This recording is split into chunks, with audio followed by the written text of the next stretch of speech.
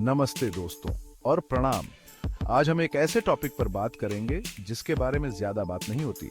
दुनिया में सबसे ज्यादा तेजी से फैलने वाला धर्म इस्लाम है, इसमें कोई डाउट नहीं है। दुनिया के लगभग 60 देशों में सबसे ज्यादा लोग मुस्लिम हैं और 27 देश ऐसे हैं जिन्होंने खुद को इस्लामिक देश बताया है। लेकिन क्या आपको पता है कि बहुत से मुस्लिम देशों में बहुत सारे हिंदू भी रहते हैं?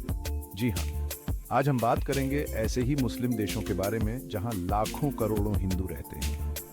हम देखेंगे कि इन देशों में कितने हिंदू हैं, उनका समाज में क्या स्थान है, पॉलिटिक्स में उनकी क्या जगह है और उनकी जिंदगी कैसी है।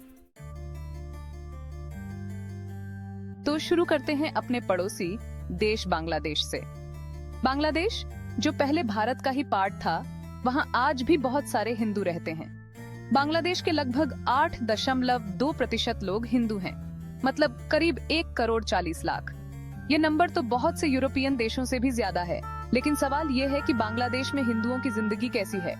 क्या उन्हें अपने धर्म और संस्कृति को मानने की आजादी है? इन सवालों के जवाब जानने के लिए हम बांग्लादेश के इतिहास, वहां के समाज और हिंदुओं की जिंदगी के बारे में जानेंगे। अब बात करते हैं पाकिस्तान की। भारत के बंटवारे के बाद बने इस देश में हिंदुओं की संख्या बहुत कम हो गई है।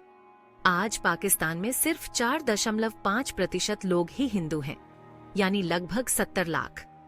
पाकिस्तान में हिंदुओं को बहुत सी मुश्किलों का सामना करना पड़ता है, जैसे कि भेदभाव, हिंसा और अपने धार्मिक स्थानों की रक्षा करना।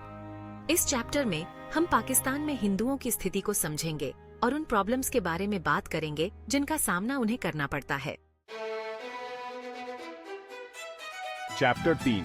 अब हम दुनिया के सबसे बड़े मुस्लिम देश इंडोनेशिया की बात करते हैं। आपको जानकर हैरानी होगी कि इंडोनेशिया का हिंदू धर्म से बहुत पुराना नाता है।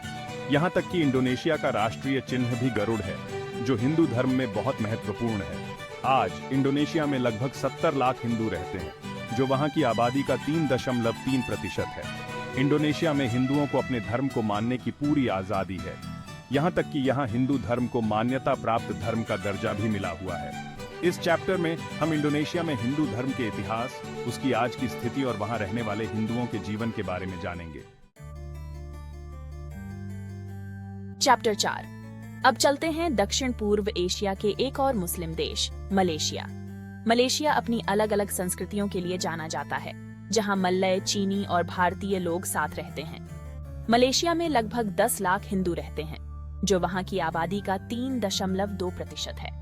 मलेशिया में हिंदुओं की खास बात यह है कि वे देश के बिजनेस और समाज में बहुत आगे हैं। हालांकि यहाँ भी हिंदुओं को कुछ परेशानियों का सामना करना पड़ता है, जैसे जबरदस्ती धर्म बदलने का दबाव और अपनी संस्कृति को बचाने की चुनौती। इस चैप्टर में हम मलेशिया में हिंदुओं की स्थिति और उनके सामने आने वाली मुश्किलों पर बात करेंगे।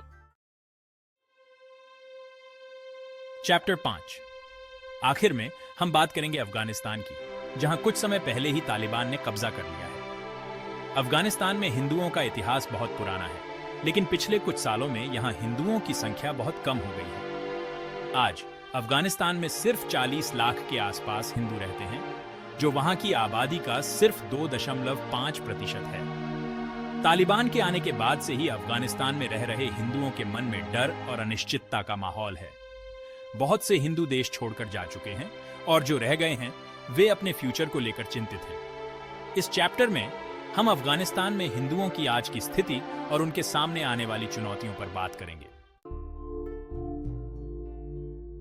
ओतरो दोस्तों, जैसा कि हमने देखा, दुनिया भर में मुस्लिम देशों में हिंदुओं की स्थिति अलग अलग है। कहीं उन्हें अपने धर्म को मानने की पूरी आजादी है, तो कहीं उन्हें बहुत सी मुश्किलों का सामना करना पड़ता है।